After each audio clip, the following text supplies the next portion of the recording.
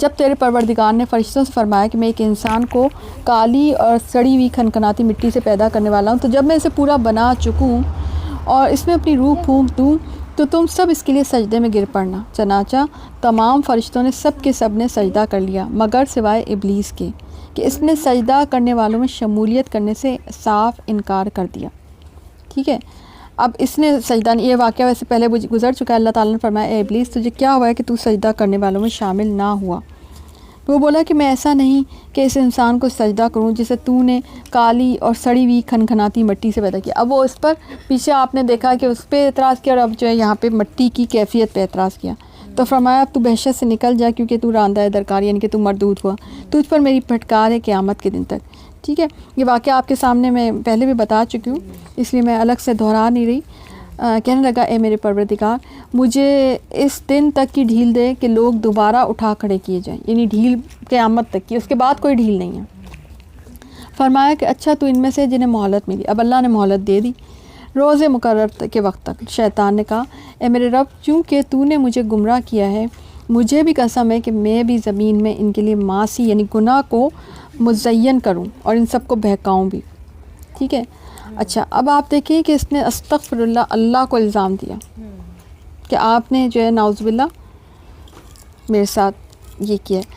اچھا اب اس کے بعد الزام دے کر اس نے کیا کیا، اس نے چیلنج کیا کیا کہ میں نا جو گناہ ہے نا اس کو خوبصورت بناؤں گا، انسان کے لیے دنیا کو، برائی کو، گناہ کو خوبصورت بنا دوں گا۔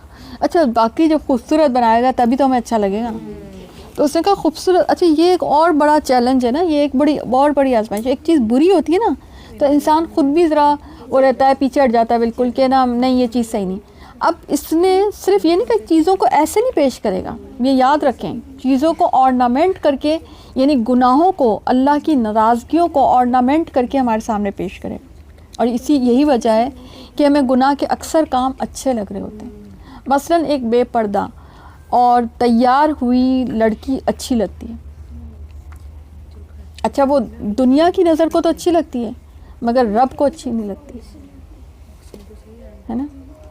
اور بظاہر اگر آپ ویسے دیکھیں تو سب کہیں گے ہاں اچھا لگ رہا ہے، اچھی لگ رہی ہے۔ اسی طرح سے جس طرح سے ہمارے یہاں چیزیں ہوتی ہیں، جیسے ہمارے یہاں شادیاں ہو رہی ہوتی ہیں، تو اگر آپ ایک عام نظر سے دیکھیں تو بڑا ہلا گلا سب کو اچھا لگتا ہے۔ خوشیاں منانا اس طرح سے کہ جس میں کوئی حد نہیں ہو، جس میں بس لمٹ لیس چیزیں ہوں، تو وہ لوگوں کو عموماً اچھا لگتا ہے۔ سمجھ آ رہی بات؟ ٹھیک ہے نا، تو یہی بات یہاں پہ سمجھائی جا رہی کہ اس نے یہ کہا کہ میں گناہ کو مزین کر دوں گا، تو اللہ تعالیٰ نے کہا کہ سوائے تیرے ساتھ ہی اس نے یہ بھی کہا ہاں کہ الا عبادک منہم المخلصین، کہ سوائے تیرے ان بندوں کے جو منتخب کر لیے گئے۔ اچھا ایک جگہ پہ آپ دیکھیں گے اللہ نے کہا تھا کہ میرے نیک بندے یا میرے جو منتخب بندے ہیں نا وہ تیری اس میں نہیں آئیں گے، اور یہاں پہ یہ خود بھی کہہ رہا ہے کہ مخلص یا خالص جو اللہ کے بندے ہیں نا ان پہ شیطان کا وار نہیں چلے گا۔ ٹھیک ہے، تو جو دو طرح کے بندے پھر اس کا مطلب ہے سمجھ میں آتے ہیں کہ ایک وہ جو شیطان کے بہکاوے میں آ جاتے ہیں اور ایک وہ جو نہیں آتے۔ ٹھیک ہے، اور اس سے یہ بھی پتہ چلتا ہے کہ شیطان مسلسل ہم پر اٹیک کر رہا ہے، شیطان بہت ایکٹیو ہے۔ آپ یہ مت سمجھے کہ شیطان ایکٹیو نہیں ہے، وہ چاہتا ہے کہ ہمارے حالات معاملات سب کچھ خراب کر دیں، اللہ سے جو ہمارے تعلقات ہیں خراب کر دیں۔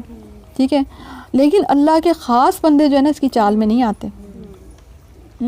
حضرت عمر رضی اللہ تعالیٰ عنہ سے شیطان ڈر کے بھاگ جاتا تھا، کیونکہ حضرت عمر تقویٰ والے تھے، وہ اللہ سے ڈرتے تھے۔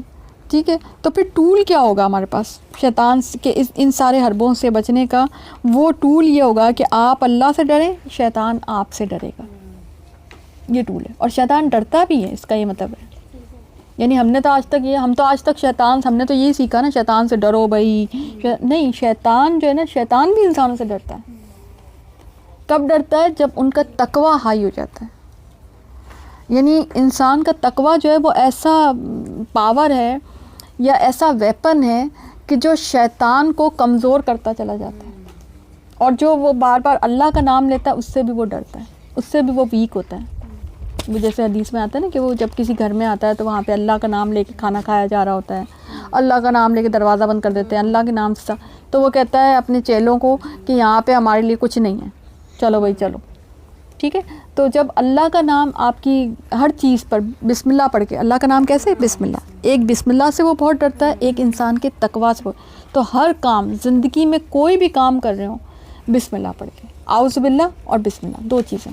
آپ راشن ڈال رہے ہوں، آپ راشن نکال رہے ہوں، آپ کھانا بنانا شروع کر رہے ہوں. اکثر میں نے دیکھا ہے لوگ ہے نا ڈائریکٹ، اسپیشلی سحری افطاری میں تو شاید زیادہ ہی ڈائریکٹ ہوتے ہیں ہم لوگ نا.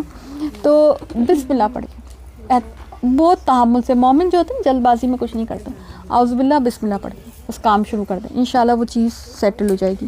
کوئی بھی چیز آپ کریں، کسی بھی چیز کا معاملہ کہ جو اللہ کے مخلص بندے ہوتے ہیں نا وہ کسی سے نہیں ڈرتے. تو اپنا جائزہ لے لیں کہ ہم لوگ ہے نا اللہ سے ڈرتے ہیں یا نہیں ڈرتے، ٹھیک ہے، یا شیطان سے ڈرتے ہیں. اچھا اگر آپ شیطان سے ڈریں گے نا تو پھر ہے نا آپ یہ دعویٰ نہیں کر سکتے کہ ہم اللہ، یعنی دو چیزوں سے بیک وقت نہیں ڈر سکتے. ایک یہ بھی بات ہے، اگر آپ شیطان سے ڈر رہے ہیں اور شیطان کے کام کر رہے ہیں تو پھر اس کا مطلب آپ کے اندر اللہ کا تقویٰ نہیں ہے، ٹھیک ہے. تو آپ کا یہ آپ کے نا عمل سے، لائف سٹائل سے نا آپ کے اندر تقویٰ بڑھتا ہے، صرف زبانی باتوں سے نہیں ہوتا ہے، ٹھیک ہے. ارشاد ہوا ہاں مجھ تک پہنچنے کی یہی سیدھی راہ ہے، یعنی جو منتخب بندے نا وہی مجھ تک پہنچیں گے. میرے بندوں پر تجھ پر کوئی غلبہ نہیں، لیکن ہاں جو گمراہ لوگ تیری پیروی کریں یقیناً ان سب کے وعدے کی جگہ جہنم ہے، جس کے 7 دروازے، ہر دروازے کے لیے ان کا ایک حصہ بٹا ہوا ہے. یعنی جہنم کے جو ہے 7 دروازے ہیں. جنت کے بھی دروازے ہیں نا، کتنے ہیں؟